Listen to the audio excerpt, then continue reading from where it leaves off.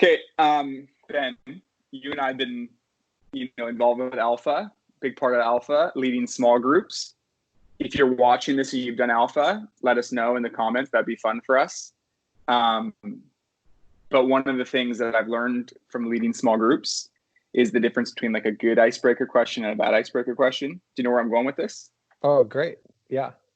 So let's just take me, for example. Like you said, Okay. Jay, what's a movie you like? Like easy. Yeah. I don't know, Toy Story. I like it. Yeah. But when people say things like, Jay, what's your favorite movie? I can't answer that. Right. Some personalities so open it up. Don't it. say favorite. Yeah. Yeah, I just think it's really hard when someone says, hey, what's your favorite meal of all time? You say, hey, what's food you love? I'm like, pizza, tacos, pasta from Nook down the road. You like that place as well. Oh, I really, easy. Yeah. I just had Juke chicken for dinner. It's all on the list. Yeah. But if you say, what's the best food in Vancouver? I'm like, ugh. Yeah. Don't make me commit. Which words matter to us, and don't make me commit to one best. And unlike most weeks, most days, the banter at the beginning connects with today's scripture. Yeah, it's so true. Did you know what I was doing while I was doing it? No, I didn't. I mean, partly because I was kind of like, okay, where are we going with this? But I like what you did there. Because today Jesus has an encounter. Yes, where a lawyer says, what is the most important commandment?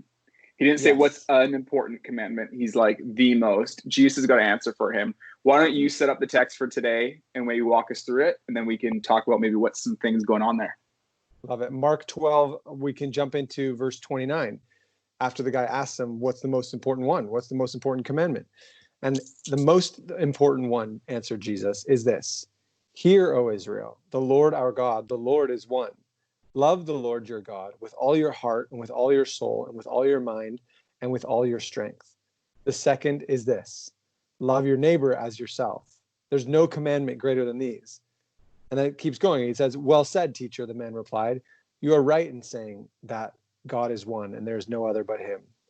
To love him with all your heart, with all your understanding, and with all your strength and to love your neighbor as yourself is more important than all burnt offerings and sacrifices. And then it says, when Jesus saw that he had answered wisely, he said to him, you're not far from the kingdom of God. And then no one else dared to ask him any more questions. Okay, this is not a deep insight. This is just a really practical thing that I just wish someone told me earlier on in my Bible reading journey.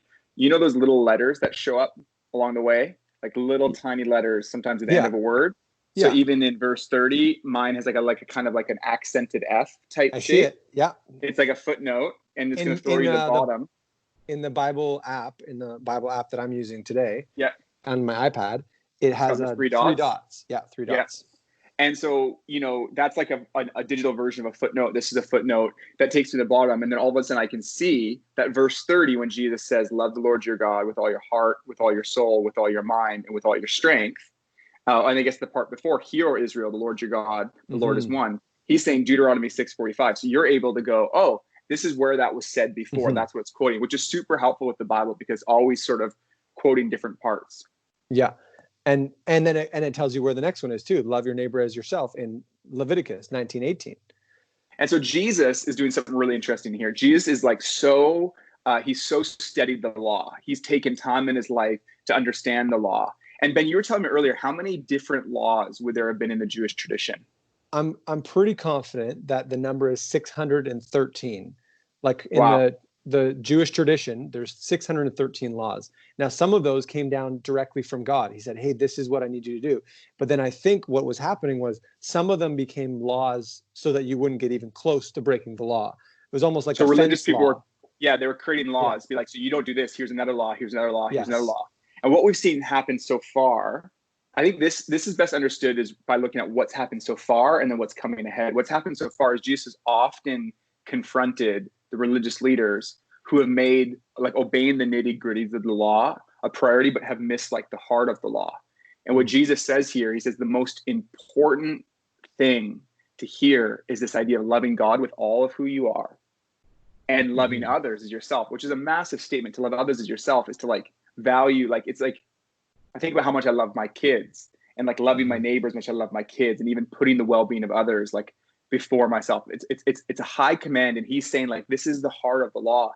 And I think this is what he's been confronting the religious leaders about throughout the book of Mark, is this idea of like you might be following the nitty-gritty of the law, but you've missed the heart of the law. You've missed what God's been trying to lead you to, lead the world to, lead Israel to, what God's Mhm. about, which is really loving, like having a love relationship from us as created in his image. We talked about that the other day, but then also loving others as a response to that. Mhm. And it's cool to see this lawyer guy. He responds positive to Jesus's response. He's kind of saying, "Oh yeah." He's kind of looks at him and just says, "Yeah, to love God." You're right, and he emphasizes that first part too, because that was part of the tradition. Like, hey, and that's a big part of any commands that follow. Is like, hey, God, he's he's your God, and he's one. Mm-hmm. And then it's like, and so love him with all your heart, with all your understanding, with all your strength, and then love your neighbor as yourself. And then he says this line, he says, it's more important than all burnt offerings and sacrifices. Yeah. So here's a man who says, oh, that's the heart of it. Yes, that's what I think he was probably so happy in Jesus's response, because sometimes you kind of like if you feel like, wait, is this what this is getting at? And you're kind of after it, and then to have it affirmed like that, to have Jesus just look at him and say, yeah, this is what it's about. Love God with Yeah. everything and love the other people around you. Yeah. And so Jesus, the big theme is Jesus fulfilling the law. And like there's a whole lot going on here about like this priority of this over even this idea of burnt offerings. And maybe it's a hint at like, Mm-hmm. the fact that Mark is aware that Jesus is satisfying the demands of the sacrificial system, the whole temple system. But I think the best place for us to end is really to ask the question, as followers of Jesus, can we fall into the same mistake as the Pharisees often fall into, which is you could read the Sermon on the Mount, read the teachings of Jesus, whether it's about marriage or money or whatever it might be, Mm-hmm. but miss the heart of it. And I think that's what Jesus is really trying to make clear here, is that these prohibitions aren't prohibitions, or these instructions just aren't instructions or prohibitions for their own sake. They're the way in which we work out what it means to love God with all of our heart, with all of our mind, with all our strength, and to love others. And it's possible to make an effort to do the things but miss the point. Mm-hmm. And I often wonder with my own life, like if somebody was to observe my life, my neighbors who aren't necessarily followers of Jesus, they know, Rach and I moved to Vancouver to plant a church. So would Mm-hmm. they observe in my life that the most important things to me are loving others? And I don't know. Right. And I'd love for that to be the case.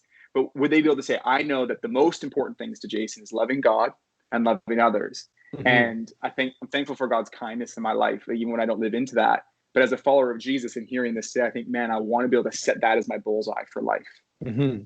And that's very different. And I think that is so challenging, because it's very different than saying, oh, I know in my early days of following Jesus, I was like, okay, I'm not going to swear, and I'm not going to, I'm going to honor my mother and father. I'm going to obey these laws that are Yeah, really these are important. things these are laws in the Bible or commands or instructions. Yeah. Yeah. And those became then like not swearing, for example, became like so important that I might even start calling out my friends on not swearing. And so the impression that they might get is that it becomes most important to me. But it's like over time, I haven't chosen like now I'm going to start swearing, but I've chosen to, like, for love to be the focus, loving God with my mind, with my strength, my energy, with my my whole life, and my neighbor. Oh, what does it mean to reach out to my neighbors and show love to them? And so Yeah. for today, our invitation and the command, the greatest commandment, Yeah. is 2.5 parts. It's Hear, O Israel, God is one. Love your Lord your God with all your heart, soul, mind, and strength, and love your neighbor as yourself. I love that. And imagine if all of the small and big instructions, whether it's swearing or our view of marriage or alcohol or anything, were all informed and seen through the lens of love.